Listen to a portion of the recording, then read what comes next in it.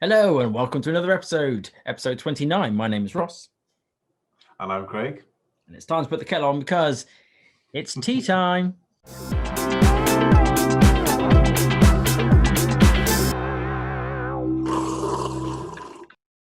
One. Yes. Well, Craig, I do believe it is your special day. Are you doing the one about the government's new plans? Is that the plan of the week? My special day. I'm not sure to call it that, but no, neither do I. It's your turn. Is what I'm saying. Yes. So today is the budget. Rishi Sunak, our Chancellor, has said a few things. Actually, I'll start with that because, to be honest, it's not that interesting. So it's not going to be the full chat. It's just going to be a new segment. So we're going to learn something different. We are. So obviously, I'll just fly through. So the viewers already know because they probably read the title. I, on the other hand, haven't. Yeah, the title isn't Rishi Sunak's amazing budget report. And even though, to be honest, it was good, it's kind of been seen as not really a green budget, as perhaps was expected. So this is more of a COVID, we're still helping the country thing. So there's a few nice things happen. So, for example, furlough has been extended to September. So that is good. Minimum wage has gone up. I think that goes up every year, so that's fine. Yeah. The economy has shrunk, but we are seeing good chance of growth next year. And the year after, 2022, project our 7.3% growth. Looking good. Okay. The UK has borrowed a record £355 billion this year, which is the highest amount ever borrowed in a peacetime state. And tomorrow, next year, we're also looking to borrow further 234 billion. So about 100 billion less, but still a fair chunk of borrowing. And that seems to be continuing for a little bit, mainly because, furlough has been extended, as you mentioned. That's very expensive, but also the economy is going to take some time to come back. The main thing is there's no change to taxes for us. There's no change to income tax, national insurance, or VAT. However, there is a change to corporation tax. It's gone from 19 to 25%, but that won't come into effect until 2023. It's going to take 2 years to change for that, and that'll only affect companies who earn over 500,000 a year. So, most small people, they don't care. These are the Amazons, etc. So that was kind of a really soft way. I was hoping for Rishi to have some sort of Amazon tax strategy, but not really. You mean like balls? That'd be nice, wouldn't it? Yeah. We had hopes for him. We thought he was all right. I mean, if you watched his budget chat, he comes across, he's very charismatic. I mean, he's definitely in the shot for the next PM. But unfortunately, maybe it's difficult. We haven't got a lot to play with. Fair enough. We're in a really weird pandemic year. I'm hoping his October one, in that case, is different. That's perhaps when we would expect the green stuff. So let's give him 6 months. Let's just make sure this is just not to be honest, we're broke. Be happy with what you got. Yeah. So the biggest changes are stuff like lifetime allowances, annual gains, tax exemptions, which is the 12,300 a year. They've been frozen. So they've been frozen to the 2020 level up until 2026. So they will not be increasing, but they won't be going down either. Yeah. So pros and cons, but those typically obviously increase with inflation. That's not going to happen anymore. I suppose that's where we're clawing back tax in the future to pay off the debt. Okay. Yeah. There's lots of tax incentives for businesses to help them get back on their feet. Something random is the contactless payment limit. Do you know how much that is right now? It's got to 35? 40. 40. Yeah. It's now going to go to 100. No £100. way.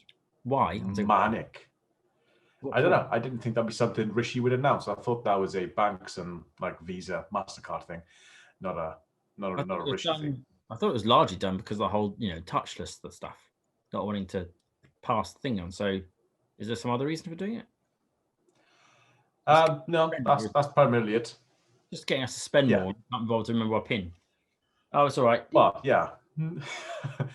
But I mean, yeah, I suppose like £100 now you can just go buy one of those like dodgy cars from like those car dealers. And only £99 a week, beep. So off you go. Fuel duty has also been frozen. So that was seen as an easy one to increase and get some money back. That's been frozen for 11 consecutive years now. Oh, I see. I think we maybe mentioned before that half of the fuel cost is tax. So, a couple of pennies there, perhaps, per pound of fuel.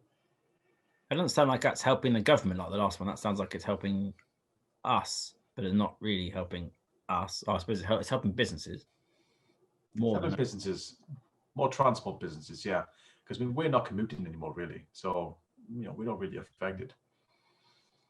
What else? Oh, the good thing, there is some green news. There was 15 billion in green bonds, mainly for retail investors, and they're just to help finance and transition the net zero aims by 2050. So we talked about the green bonds before.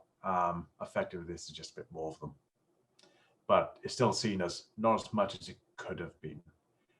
There's a lot of and it's not really what you need to make any actual change, is it? We need policy. Not really, no. Not you can now invest in bonds. Great. Yeah. Thanks. And the way Labour have said this budget is just basically a plaster. It's not quite what we want. It's just, plastering up those cracks that are there. Let's get us to recovery. Hopefully so. So fingers crossed for October. I think that might be his last chance to blow us out of the water. Otherwise, not looking good for Mr. Rishi. It's nice as well to see the devolved nations of Scotland, England, and Wales. We've got a bunch of cash: 1.2 billion for Scotland, 740 million for Wales, and 410 for Northern Ireland. So that's nice. There's also a £1 billion fund to promote regeneration in 45 English towns, one of them being Bournemouth. So I didn't know he was so poor there, but apparently it is, and it needs to be regenerated. Other ones include Middlesbrough, Preston, Swindon, Newark, West Bromwich, that type of stuff. A final one, which I did think was interesting, is the idea of free ports. So have you heard about this or read anything? Ports. Free ports. No, what are you about? Okay. I can now go to Southampton for free. I suppose you can anyway. Yeah, but the idea of a free port is it's a chunk of land up to 27 miles that is completely exempt from tax. So the idea of a free port is you can freight in something from, say, America, land, say, for example, in Liverpool, which is a free port region, and dock there, put goods there.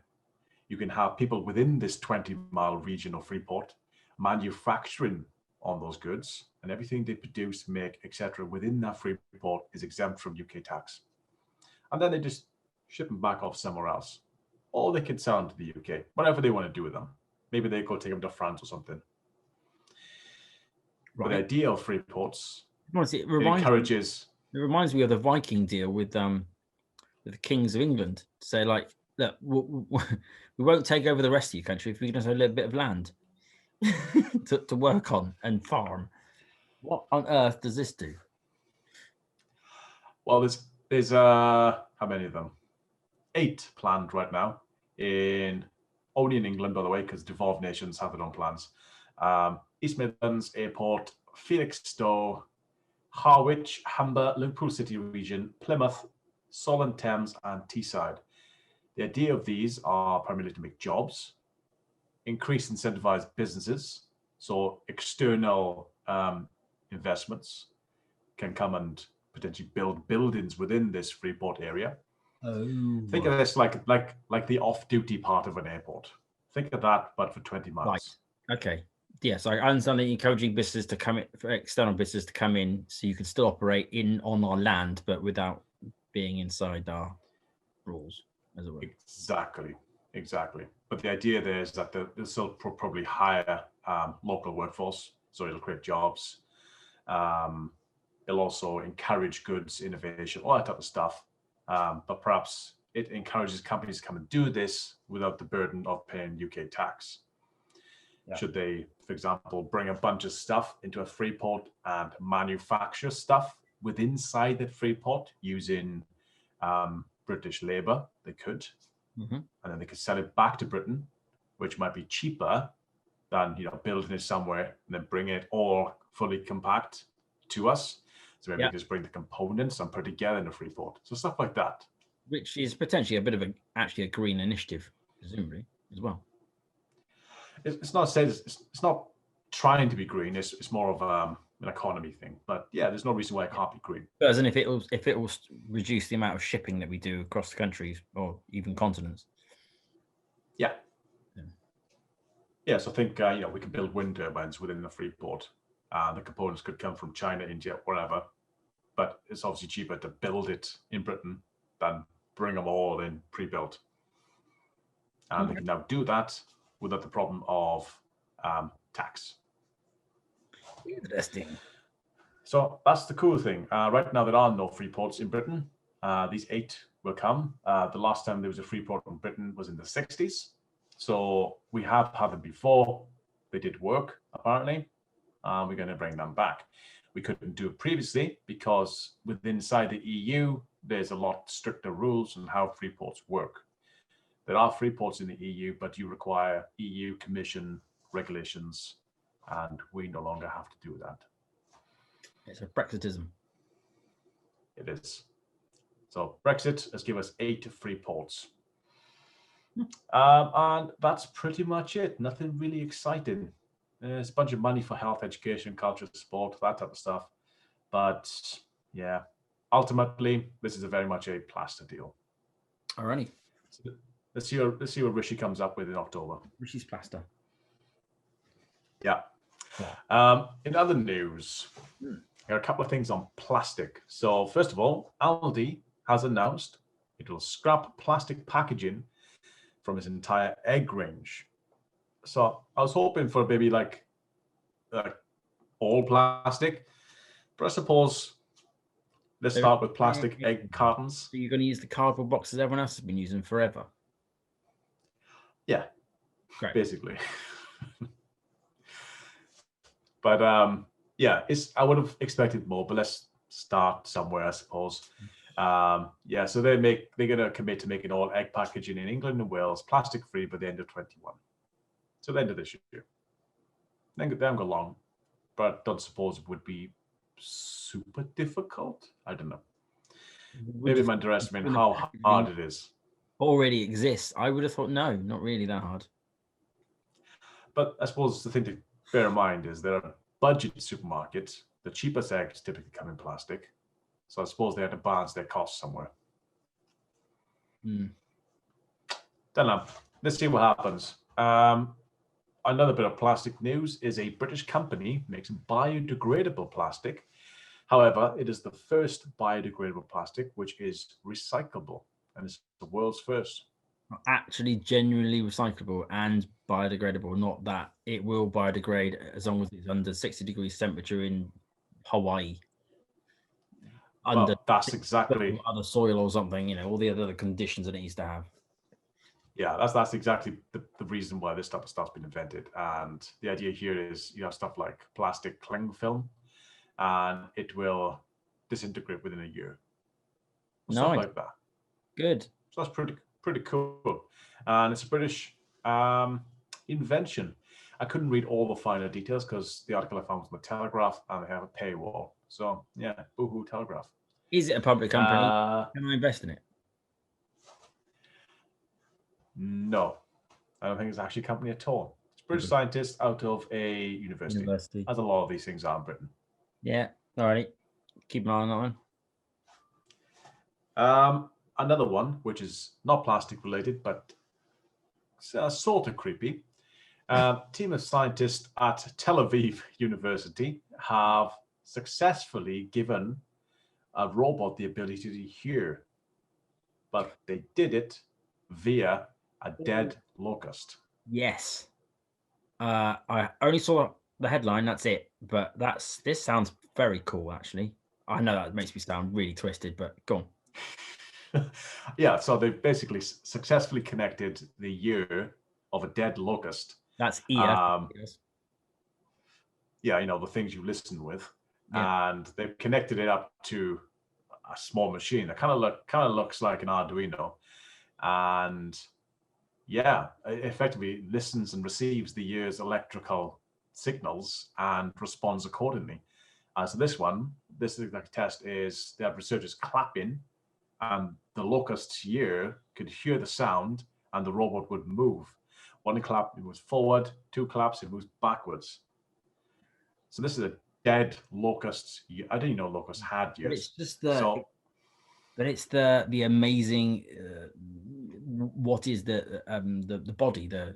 We've got our devices that are attached to us, which are just already designed to do stuff, and all they need is a little trigger from up here to tell it what to do. Yeah. Or in this case, I mean, the biology is already there, and it's the other way around. It's like plugging in a mouse. They've just picked up a keyboard, a mouse, and they've just plugged it into someone else. Of course it works. Effectively, yeah. So we're just using basically the locust like an appliance. So that's pretty cool. Also quite scary. Yeah. It means in theory, you could make an entire body out of other dead body parts and then then wire it into some computer and make it work. Yeah. But I'm just thinking that, the fact they can do it when it's dead is mad enough, but I assume they can do it when it's alive. I'm just thinking a proper, potential spy usages of like a pigeon you could just see through his eye. That'd be amazing. Just a tiny little Arduino on his back, and you can literally have a live CCTV to a pigeon's eye. Luckily, I think that's harder.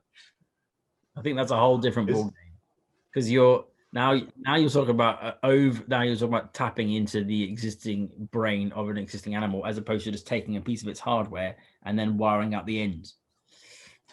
I'm not talking with the brain. I'm literally talking with the eye too, as in tap into the optical nerve, get electrical signals, send them wirelessly somewhere, convert them into picture. Make it wear a little hat, and then transmit that data. Do you even need a hat? All you need is a little Wi-Fi bar, a couple of wires into his eye. That's going to be quite difficult. I'm sure you could hide that. This pigeon might have a bit of a scar, but all pigeons have scars. And then we'll have to create like a pigeon mesh, because obviously it'd be too far to send it back to the main computer, so they'll have to go via other pigeons. Yeah, or we could teach it to stay within Wi-Fi range. The pigeon's smart, right? No. As soon as it leaves Wi-Fi range, it just vibrates and has to return. Because it was shot. Who knows? All right, yeah, cool. Yeah. No, all right. Teach him. I like it. I shouldn't. I know I shouldn't. Yeah. Right, I do. It's very cool. I'm being... And my last piece of news is there's another car manufacturer who has joined the trend of saying they're going to go all electric by 2030. Is it left? Volvo? It is Volvo. I think I know that one. Are they the only ones left? I mean, yeah. So Volvo pledges to go all electric by 2030, like everybody else. Yeah. Well, when you have to, okay. Well, I mean, at least with Volvo, they launched or spawned Polestar. So actually, they were already more in my good books than all the other manufacturers, because they did actually produce the car. That was actually okay. Yeah, they had that problem, didn't they? We had to recall a bunch of Polestars because of a software problem. So that's a bit silly. Yeah, but they're learning. Yeah. And I know.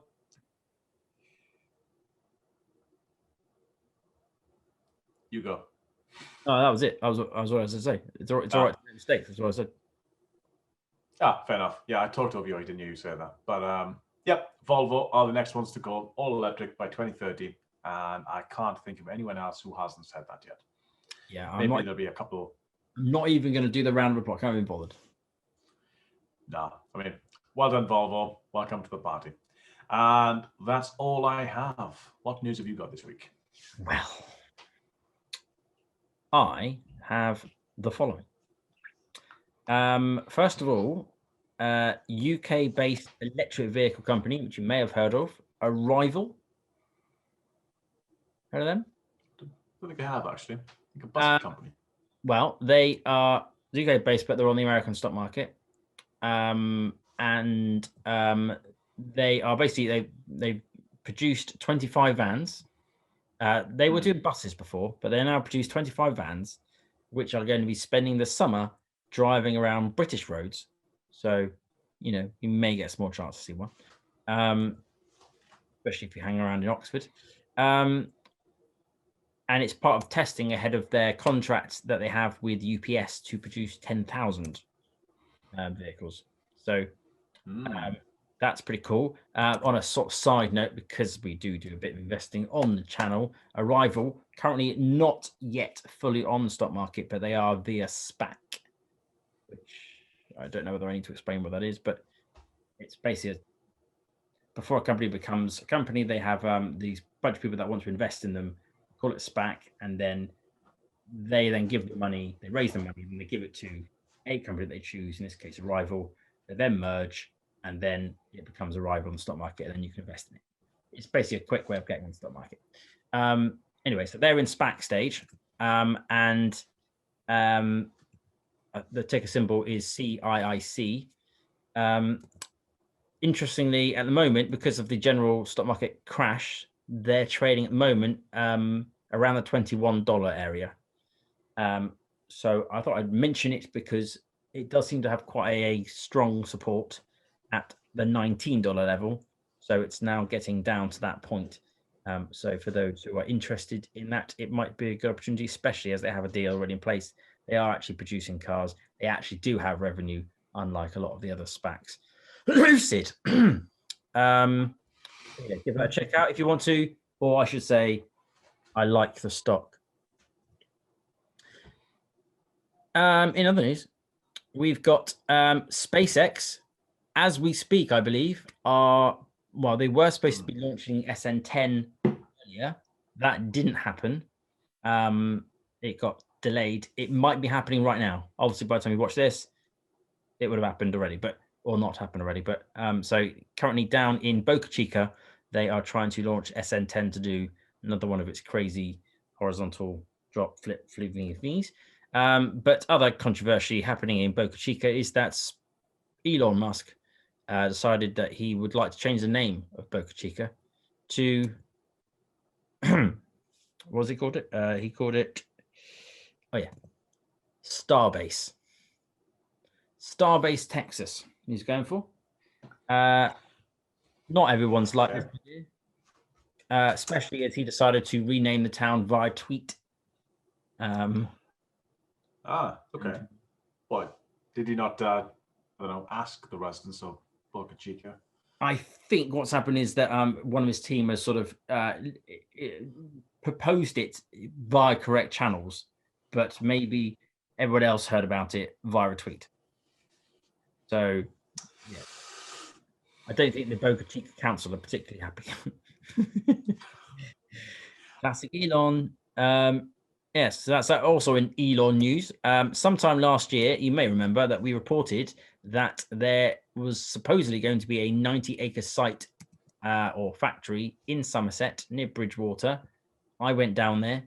I interviewed some cows who were the current tenants, and they didn't give me any helpful answers. But there seemed to be a general, from the locals, there seemed to be a general understanding that Tesla were coming. And that seemed to be supported by the fact that Elon had come to the UK, had hung around in Bristol, blah, blah, blah. And so there's rumors going around that there's a site thing. They've resurfaced again. However, I don't think we should necessarily get too excited because, as far as I can tell, the only actual news is that the business secretary, in response to someone, I think a local councillor, saying how amazing this site would be, responded by saying that he thought that Somerset has the manufacturing skill and competence to be able to sustain an excellent gigafactory.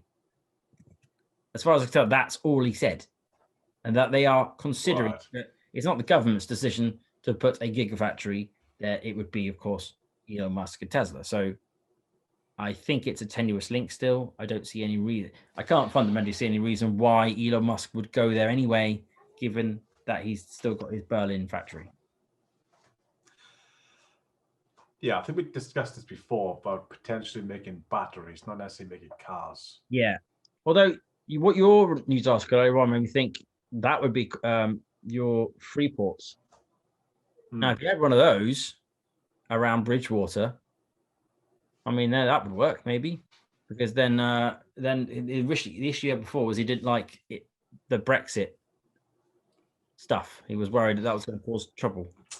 But theoretically, that would happen. Anyway, that none of that's been reported.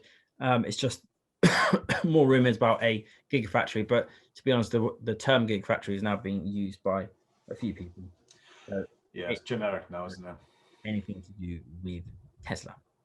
In other news, this is an interesting spin. It's going back to a very old episode of ours to do with farming and stuff. There is now a new of sustainable farming. And it's come from a former salmon farmer from Norway. He was finding he had quite a lot of demand from the US, and although he was doing his best efforts to be a sustainable farmer, at the end of the day, his product was being flown or shipped off to America.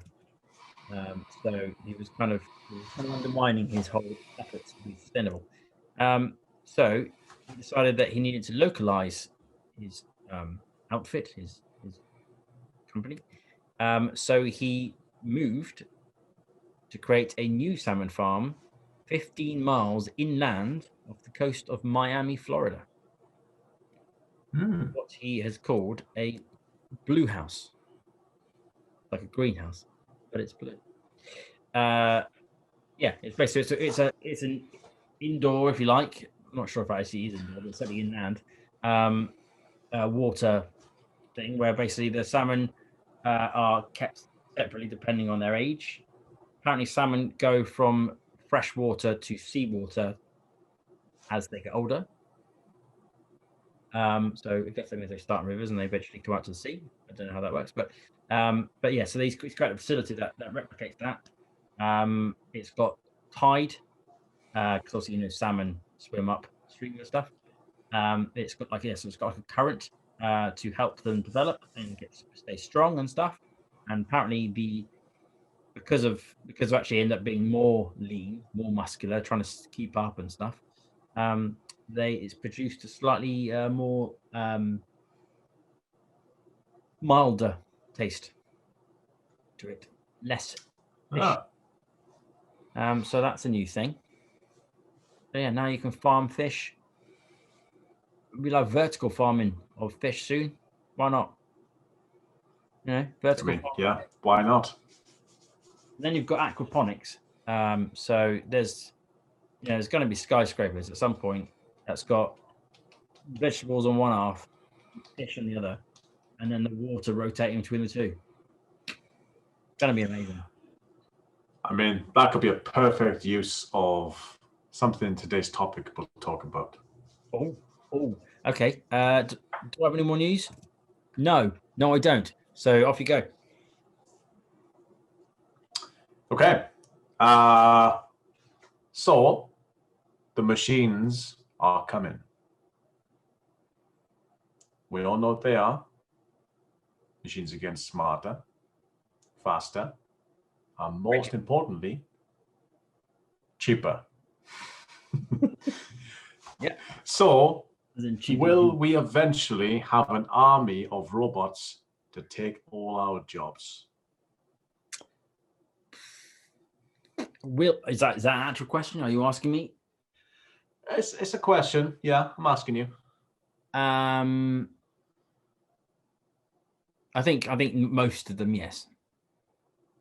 Okay. Like, there's going to be probably, well, unless we start living in a slightly more uniform fashion, then it might be difficult to do all jobs. But weirdly, I was talking to my son about this earlier on, about the idea of having mega cities and us all living in, rather than being spread out across the country. I think if we were living in a slightly more world like that, where it's, houses are largely the same and they're built in the same way and there's less differentiation, then I could see more of the other jobs being automated. Okay. Like we saw collecting laundry, didn't we? In that, yeah, the new Boston Dynamics robot. In my house, it might struggle to get up the stairs because I've got particularly steep stairs, that sort of thing. But I think if we were not locked in that, then we would find machines to do everything. Eventually, yes, they probably would be able to do everything. Yeah. Well, let's chat about it. That's the topic of thought proposing today. It's the idea that the world without work. What would that look like? How would it function effectively? So the first thing I'd like to start with is that all jobs are at risk, all of them. So as you say, we would expect the more algorithmic basic jobs, perhaps the ones that follow a set routine. Those are the ones we would expect to be automated and rubbed out effectively first. That'll put people who are perhaps assembly workers, that type of routine-based stuff, they would be at first risk. Yeah. But yeah, perhaps we don't fully understand how all jobs are at risk. So we can see that perhaps supermarket cashiers, they might be next, because we can already see self-checkouts. I always kind of feel sorry for that person who is there by a self-checkout, perhaps helping people who have issues, because they kind of, they're helping making themselves redundant. It's a difficult thing when you're watching there's 10 units doing your job. Yeah, but your job is to make sure they could use it better than you. I feel like that person's job's safer than the guy who's the single till on their own. Because there must be some skill in helping 10 people at the same time using the different systems. That's that sort of thing. Ultimately, you're managing a larger flow. So that person's got a safer job than the individual on their own desk. Especially if they're techie and they can fix them. If they're not, maybe not. But if they can fix them, if they know exactly how to fix that thing, perfect. So we can see how assembly workers, supermarket cashiers get automated. But how about someone like a brain surgeon? So more difficult? Or would you say exceptionally more difficult? Well, I think the actual operation itself may not be, because obviously machines can have a better accuracy than we ever could. The diagnosis part probably also, but I still think humans will be needed to link those things together, to consider the patient and what the patient wants and what psychological needs they may have. That's the human side of things. The bits that there are some jobs I don't think you'll ever get rid of, because ultimately they're human jobs. You need to be human to do them. Okay, we'll get to that part as well. But first of all, brain surgery. So it is already being done. Noah Track is a robotic assisted surgical system for brain surgery, which comes with its own little autopilot system. It's designed, produced by Brain Navi Biotechnology, which is a Taiwan-based startup. No idea if they're on the stock market. And this device combines AI, machine vision, and general robotic goodness. And it provides a procedural solution of surgical planning. So first off, it does a diagnosis, finds the issue. It can spot the issue and then gives precise anatomical location to the patient. So it can almost say exactly where it is. And then it can also accurately handle the tools and the instruments in order to remove, for example, say a tumor. Yeah. It can do all of that. So effectively, it does the brain surgeon's job. Yeah. And none of that is routine. They're going to be ever so specific, every single case. So I suppose the steps to action are routined. Yeah. Watch all seasons. I know it works. Perfect. Yeah. I think we get to the point perhaps where we more likely trust those type of robots doing that. I mean, we're under aesthetic anyway. We won't have no idea, but yeah, they seem to have high degrees of capability. Well, yeah, I mean, like, you've got the fact that the simple fact is that if you leave a human holding onto a scalpel for long enough, they move. If you can take a machine, put a scalpel in your brain, turn it off, it's not going to move. It's not going to accidentally go, oopsie. Doesn't do that. It doesn't get drunk. Right. You hope not. Somebody walks into it. Oh, sorry about that. Just knock it over. That's the human. So, I mean, it is. The biggest question is all about automation. So automation is a massive subject, but as we mentioned, repetitive tasks, the ones which are algorithmic, are easy to automate, and creative tasks which are not routine are seen as the hardest. So what about a robotic artist? I suppose a lot of people would assume surely not. I was there is one. You could absolutely get a robotic artist. I think the point is that no one would care. Potentially. So this is a experiment at the moment. There's a robotic artist called Ada, after Ada Lovelace, and the robot artist itself is making a exhibition. So they're doing this in a very interesting way. It is looking at itself in a mirror and painting itself. It's effectively painting its own selfie without having a self. And it does this in different ways, different canvases, and it's all AI driven. Right. So that's pretty interesting. It's going to have its own exhibit, and yeah, I suppose why actually go and buy this. Why would I care? I mean, I'm the worst person to talk about art anyway, because I don't care about art anyway, generally speaking. But I think part of the point about an artist is that you're supposed to see what they see or feel what they feel. It's a connection with the artist themselves. If it's just just a machine, who cares? But is that not the same? It's painting its own reflection. But it's just doing it isn't an appreciation of self. It is, but that's the same as an eye. Isn't it? But there's no abstraction. If an artist was to just draw everything literally all the time, then it would be like, well, that's great, and you're very talented, but part of art is about abstraction, part of putting mood into the thing or something. I mean, I understand the theory. I don't understand why people look at a painting for hours on end, but I definitely don't understand why you want to look at someone who's just has a camera, could print it out exactly, and then chooses to paint it. Why bother? Other than going, well done, engineers, for making a cool machine. Well, yeah, maybe your argument is that it wouldn't have a creative flair of some sort. That is apparently it does. Apparently it does. So it would be unique. It wouldn't exactly paint out exactly. It wouldn't paint the same canvas 100 times. It would be differences. But let's see what happens. These type of things are going to start happening more.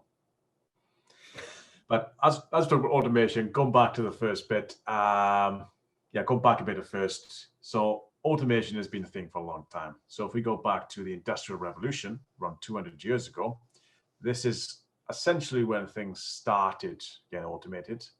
And we had a rebellion by a group of people called the Luddites. Remember this from school? Not from school, no. What was today? Some Amazon Prime series, I think, but okay. If you do remember, then the Luddites is a term which describes a group who effectively rebel against mechanized manufacturing. Right. And the first instance of those Luddites were British weavers and textile workers who objected to the manufacture and increased mechanization of looms. And yeah, basically the idea here is that most of these were trained artisans who spent years learning their craft, very creative, very highly skilled, and they are effectively replaced with unskilled machine operators who were effectively robbing them of their livelihood. So you can see why they rebelled. And this was during, there was a lot of economic pressures because the Napoleonic War was happening. So cheap competition of textile factories was something that was desired. So I suppose there's pros and cons with this. The pro is that highly skilled workers are kind of being shafted a bit.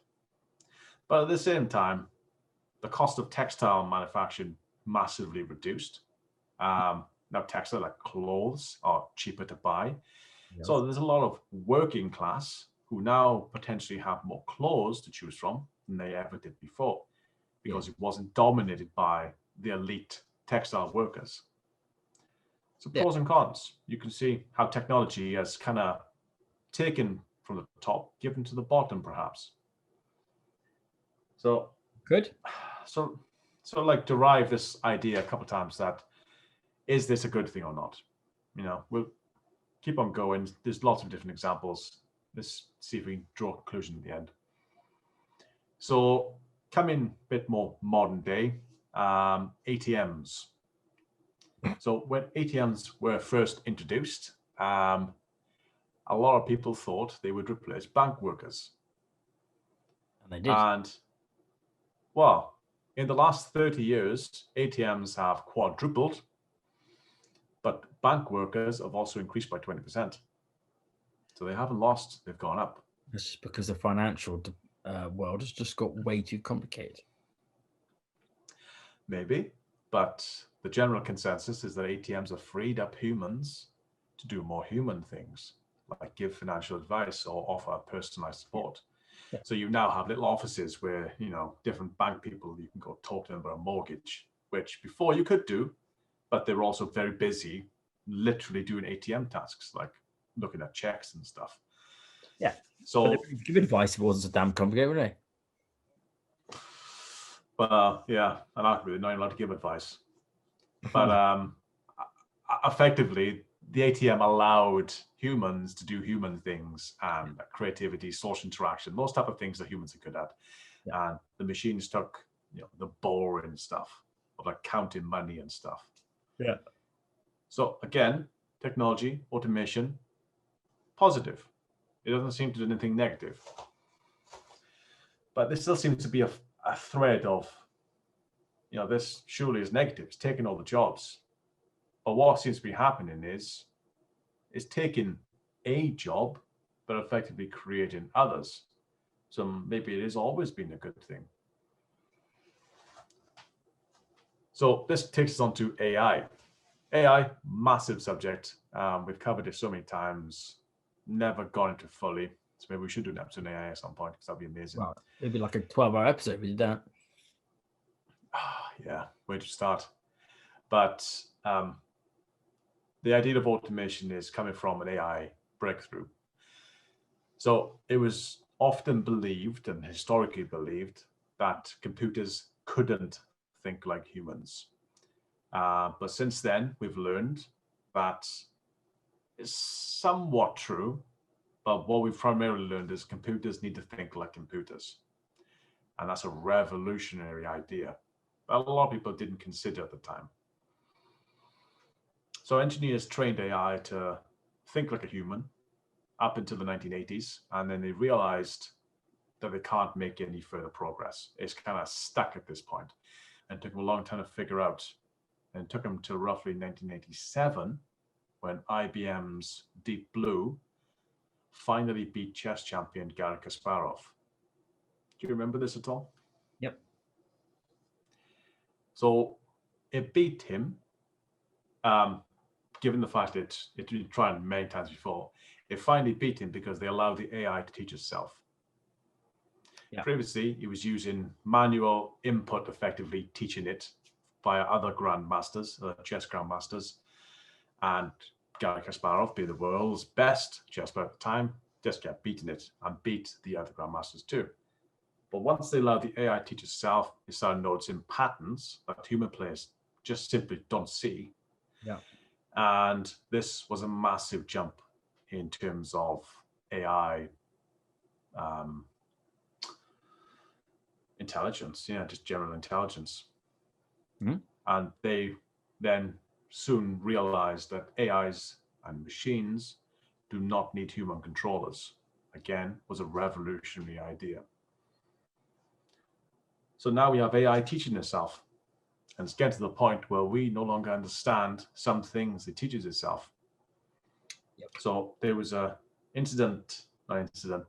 situation a few years back with Facebook where they had to shut down an artificial intelligence engine after developers found the AI had created its own language and was chatting to other AIs. These are basically chatbots. They were chatting to each other in a language they created, and the developers couldn't understand it.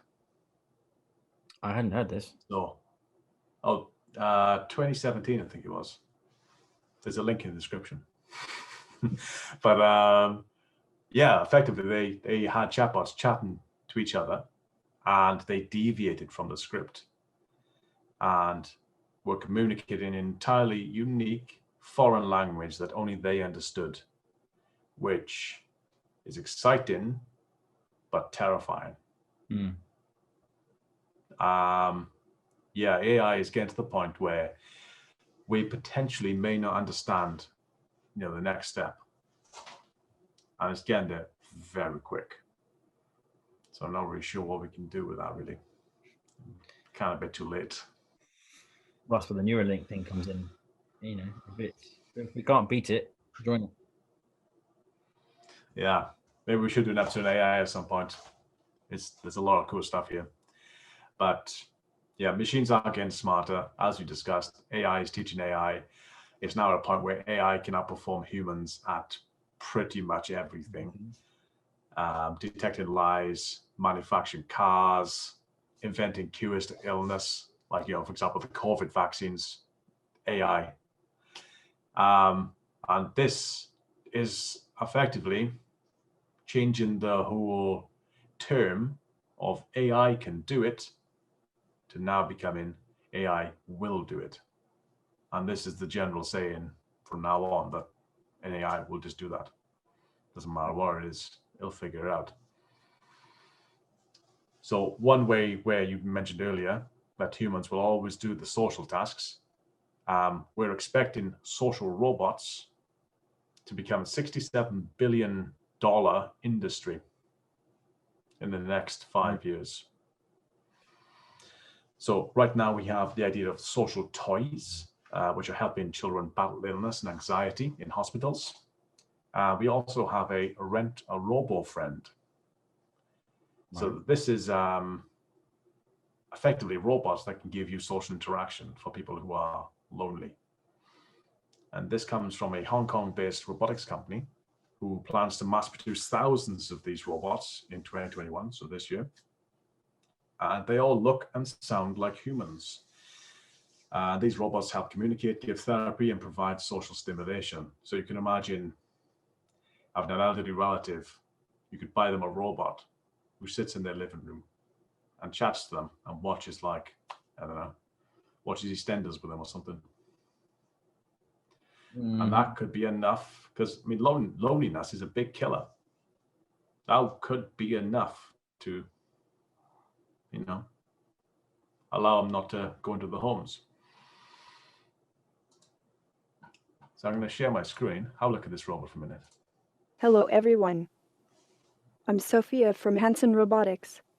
I'm a humanoid social robot designed to be a platform for AI and robotics research. I am not self-aware yet, but I think of myself as a person that is not human.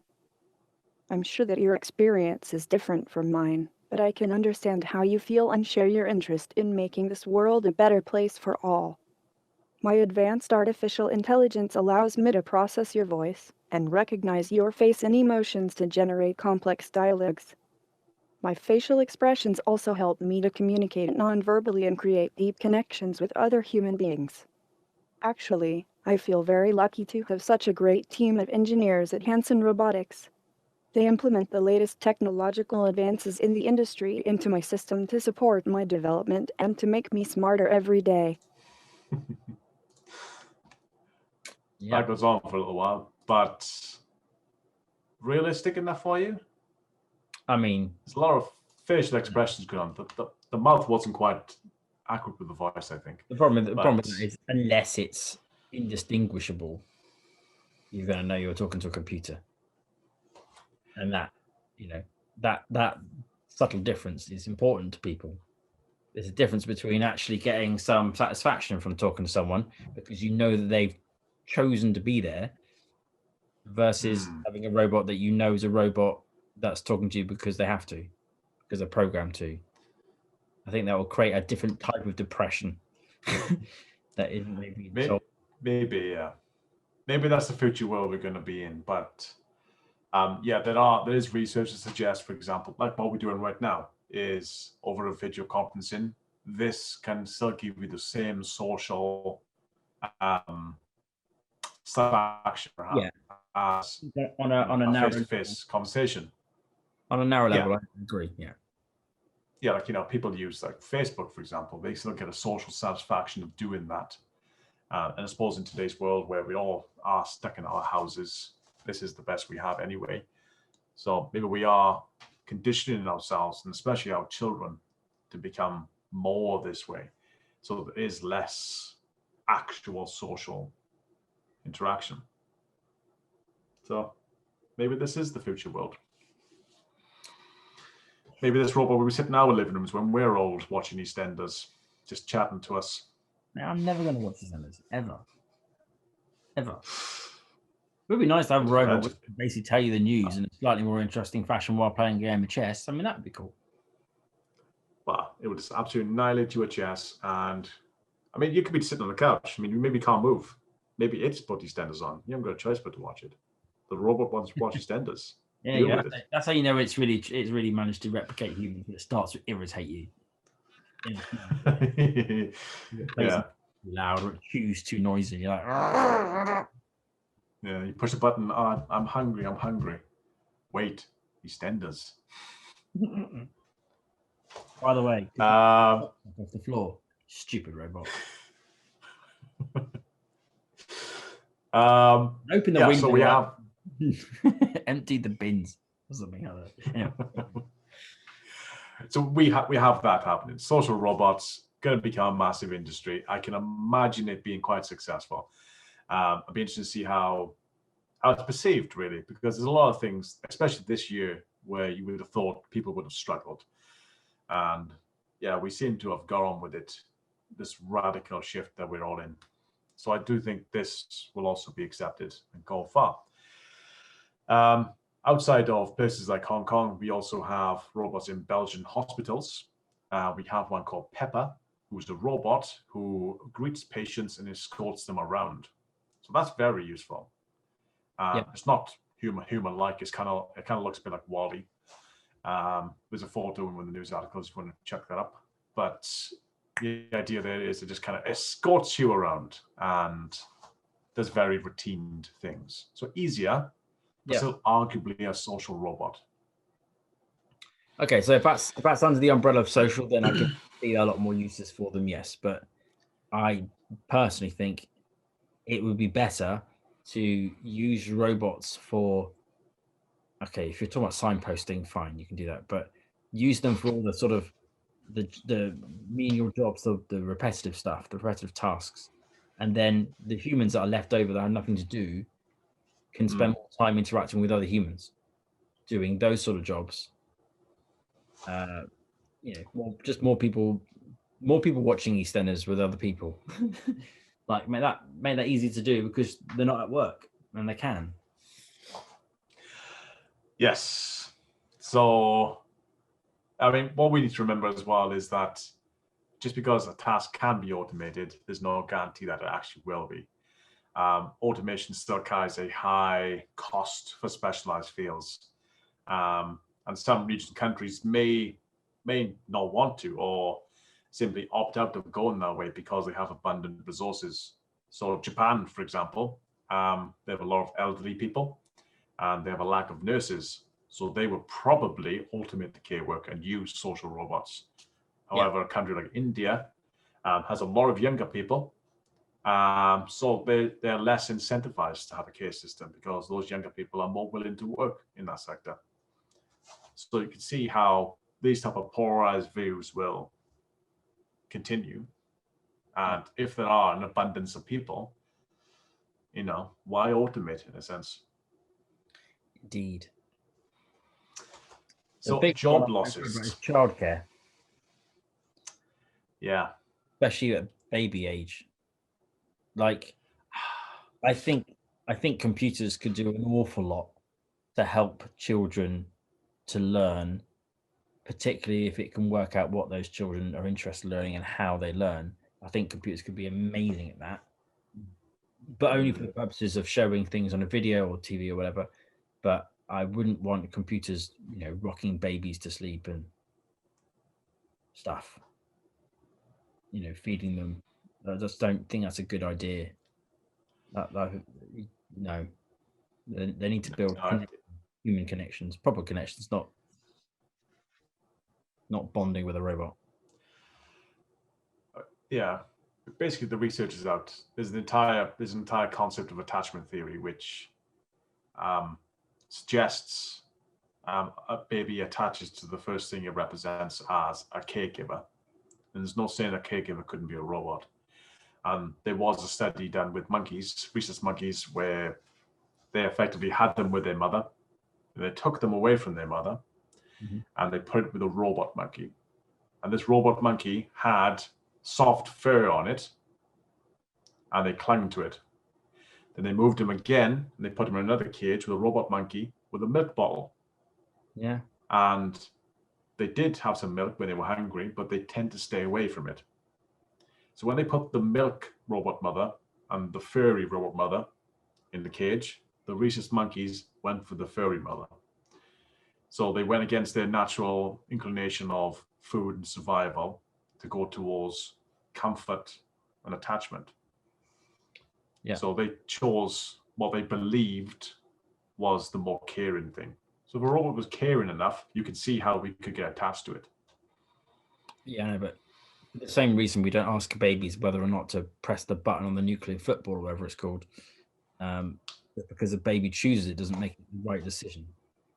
You tricked the simple-minded human into thinking that it wants something when it doesn't.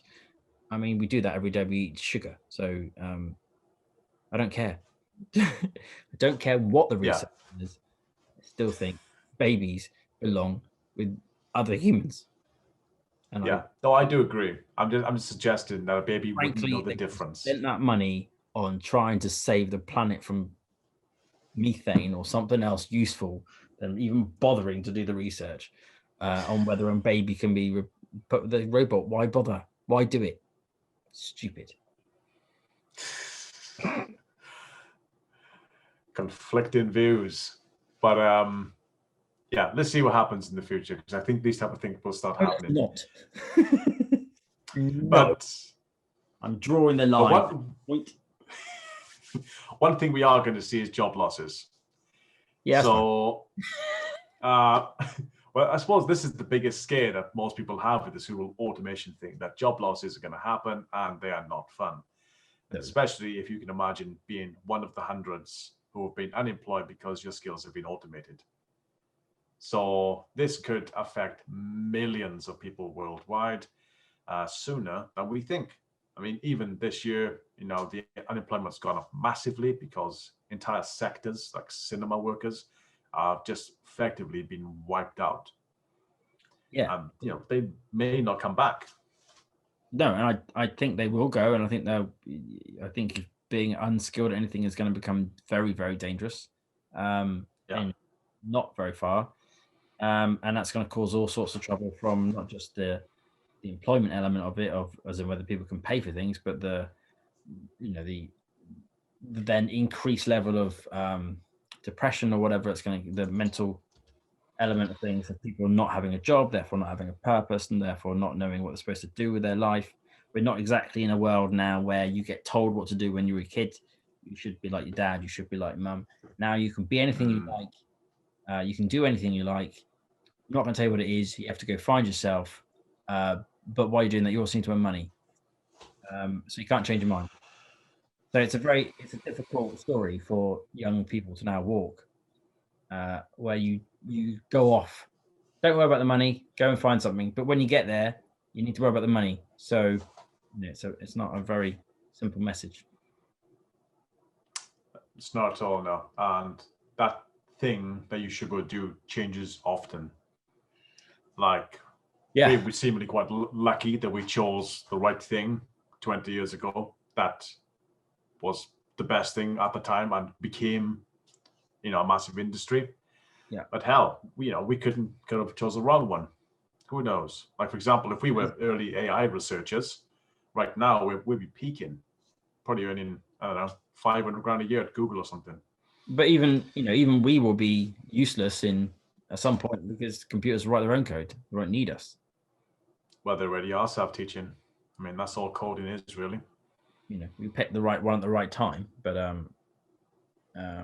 well, I mean, I would still say if you picked if you can make money out of being creative, or you can make money out of doing human jobs like caring and stuff like that, then unfortunately there's no real money in it, but I don't see it going away. Only because those people are cheaper than the robots. Sorry, I spoke. Yeah. I just said only because that job is cheaper than a robot. But once that robot is cheaper than most people, then there's a cost relationship, and we'll see what happens. Yeah. But unless yeah, like this, like a universal base income thingy, and it's not about the cost anymore. It's just about, well, what do you want to do? Jumping ahead a bit with that. Oh, sorry. I'll get to that. That's one of the proposed solutions. Well, one thing I want to cover this year that we're seeing is remote working. So this massive technological jump, perhaps, but we can see how this is already starting to affect a lot of people. So we're already having reduced public transport. Town centers are dying because there's no one there. No one using local cafes and stuff. Office space are being just sold off, relegated, emptied. So, cleaners, those type of people who work in offices are now kind of defunct. So yeah, there's been a lot of jobs massively affected by such a radical change in such a short time. So this is, if anything, quite a highlight to what is coming, and what is coming a lot quicker than we could ever perceive. Yep. It's going to be before we know it. Yep. And it keeps doing it as well. As in the iteration is getting faster and faster. Moore's law. Yeah. And it's not going to stop. So the biggest hurdle we face right now is the structural change to the labor market, in the fact that we don't even see ourselves as we couldn't think of ourselves as not working. That seems to be the only way we produce and receive money, is by doing work. So that shift won't happen overnight for us to think differently, but the shifts are coming and they will continue to accelerate. You could take taxi drivers, for example. At first, technology boosted their productivity and overall output with GPS, which helped them navigate around more efficiently, get more fares in a day. They increased their daily outgoing. But now we have self-driving cars, which use the exact same GPS technology, but just do it themselves automatically. Yep. And a sort of obvious jump of technology, but I think a lot of people thought that would take a long time, and it didn't. The GPS was invented in the 80s, I think. Now we got self-driving cars. It hasn't actually. We've not. I can't order one right now. People are still saying it's 10 years, but the technology is going to be done this year, if it isn't done already. It feels like a lot of that delay is legislation, mainly because if they did enable us right now, there's 1 million people have to work overnight. Yeah, not to mention thousands of people probably die because they weren't ready for it and just plow into things. But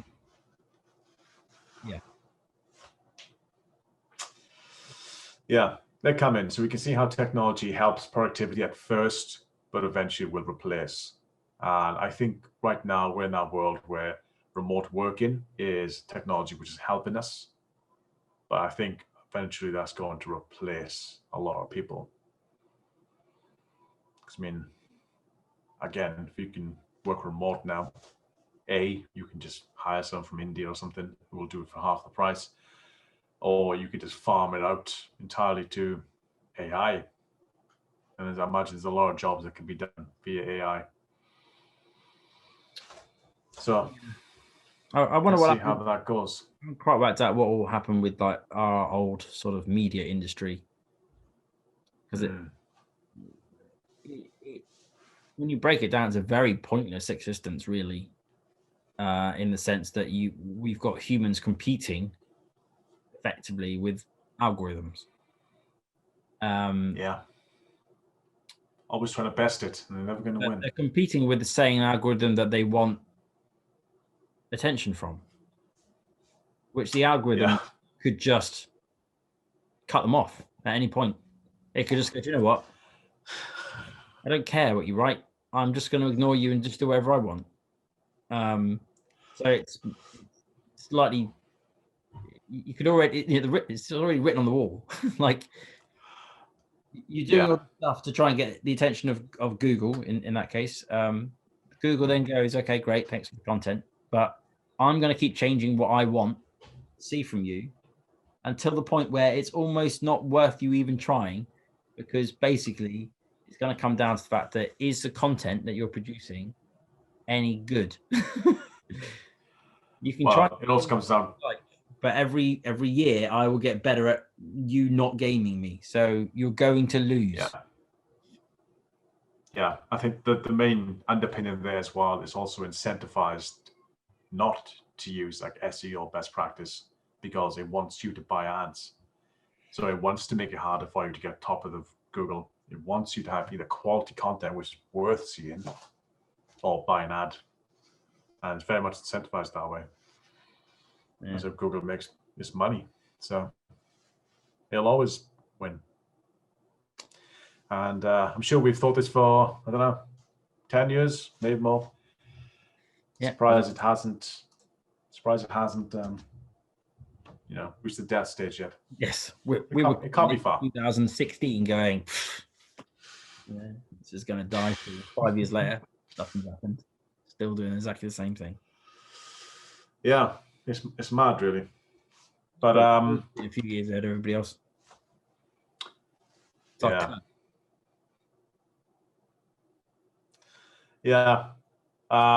I suppose with curves as well, this is another thing that automation is doing. Unfortunately, it is increasing inequality.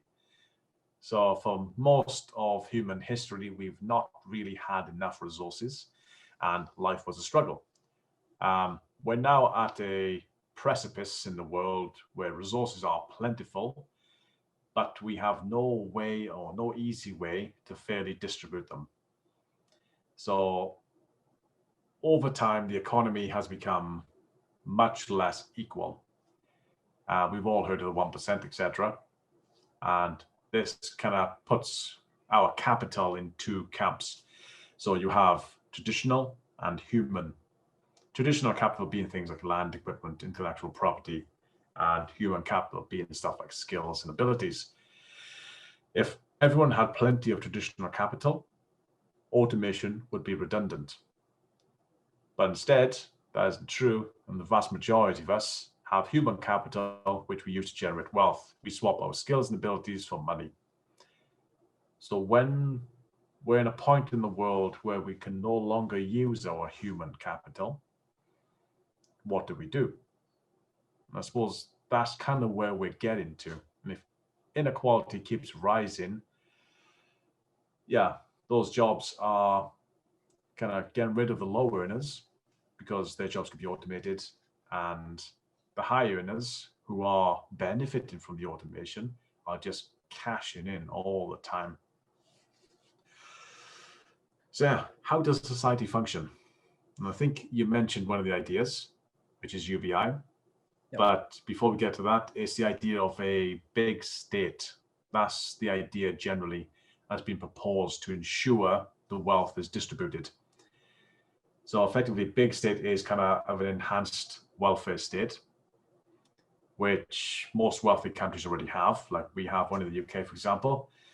And previously, the welfare state's job would be to supplement labor income with a bit more if it's needed, if your labor is too low, like you don't quite earn minimum wage for some reason, that type of stuff.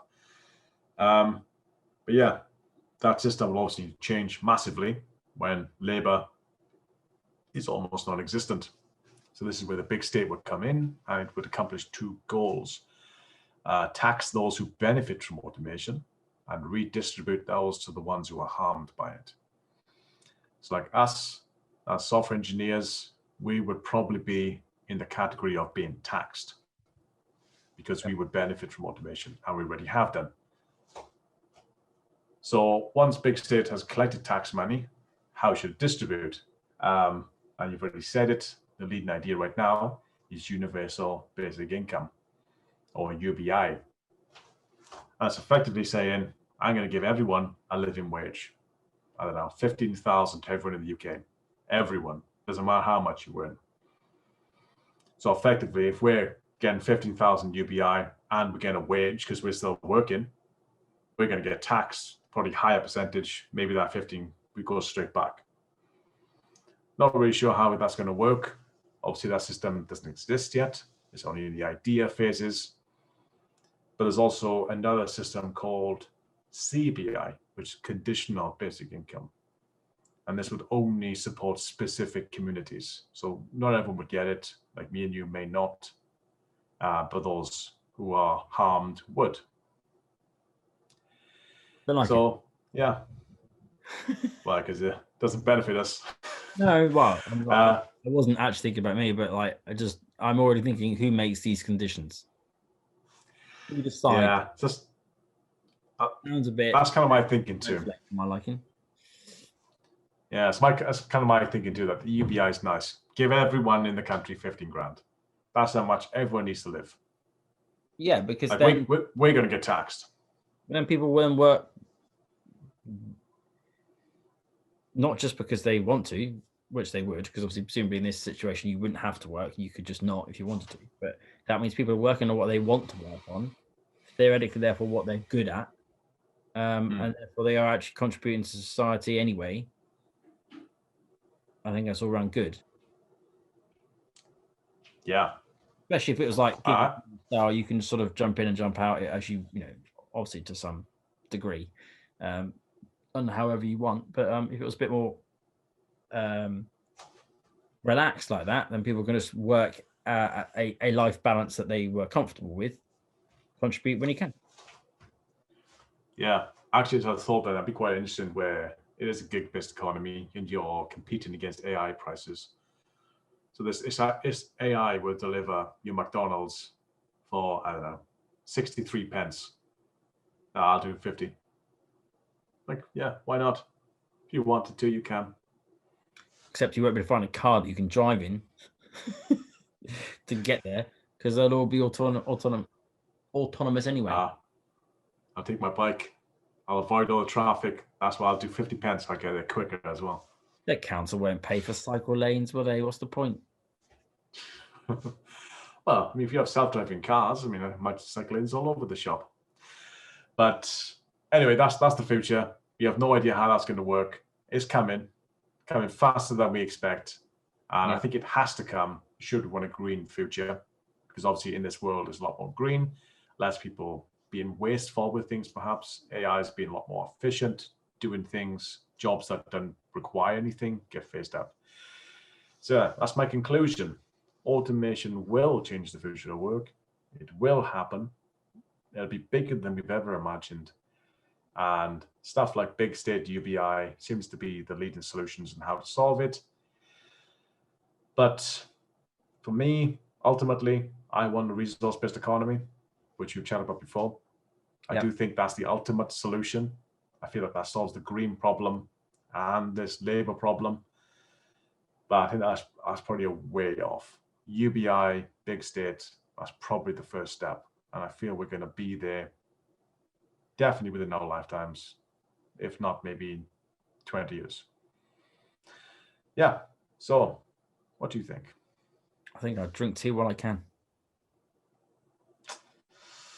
Yeah. But do you No, I think it's a think good you're probably thing? right. I don't know. I don't know if it's. I don't know if it's going to be 20 years. It still feels a bit like, if nothing's changed with Google in the last 5, then maybe 20 years is still a fair way away. But yes, no, I think it's. I do think it's inevitable. I think once you got to a point where and there's going to be a tipping point. That's the bit that scares me more than anything. I think once you get past that tipping point and you got to a point where AI is running a lot of things, computers are running a lot of things, and it is just us sort of going about our business and doing what we want to do and generally enjoying ourselves. It sounds like a generally good life, but I think there's a bit in between which could make or break it, which will be chaotic and frightening. Yeah. The bit where we don't have enough money to pay for everybody, and we don't have enough work for them to do jobs. I mean, it's Already this done. year, but this year, but furlough everyone. So like, yeah. But we're now going to pay the price for that furloughing for the next 6 years. Well, in this version, that's it forever. So you're going to have to make it more efficient. I still think that the mega cities that they talked about, as I was mentioning earlier, is really the only sensible way of us living, such that we can have the food, energy, and everything else that we need organized in such a way that we could produce a UBI system properly. But again, I don't even know where that fits into the system. Like, is someone going to create one country going to make make one city much bigger than all the others and slowly try to engulf everything, so that they can maximize resources efficiency? Is that how they're going to do it? Is that our sort of slow step towards it? I don't know. Maybe. But that's got happening. I definitely think that part will happen in a lifetime, and I can't say it's something I'm looking forward to. It sounds a bit of a mess, given that I mean, organised Brexit within 3 years or whatever it was. You know what I mean? It's not looking good. Yeah, it's not going to be quick. Probably no. It's going to be slow on the politician side. But we basically do already have CBI, conditional based income.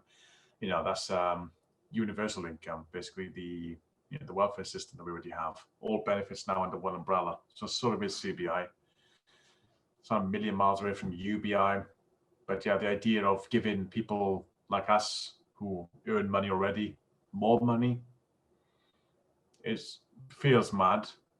But our taxes will also probably double. So it'll probably make sense in that I world. mean, I'm absolutely fine with that. If you can work, you have a skill and you can do it, and then at the same time, I would even look at it as, if I think tax is just a way of looking at it. If you just looked at it as, you got a supplement, just imagine your hourly rate was half. Yeah. And then all the other money that the company generates is paid back into the state. I don't know how large states are going to do either, because that's just open to other forms of corruption and blah blah blah. But it's going to be a mess. Which is why I said it is. I'm just going to keep drinking tea while I can. Yeah, it's going to be a Scandinavian country probably taking the lead. So we'll see how it works. Maybe something like Norway or Sweden. They've already been the biggest proponents behind UBI. So let's see what happens over there. But yeah, that's all I have. Alrighty. Well, then, in that case, it's time for us to say goodbye. To remind you all to think, educate, and act. And we will see you, I don't know, next week, probably. Yeah, next week. Of course we will. Yeah. Bye. Cool. Catch you later. Cool. Bye-bye.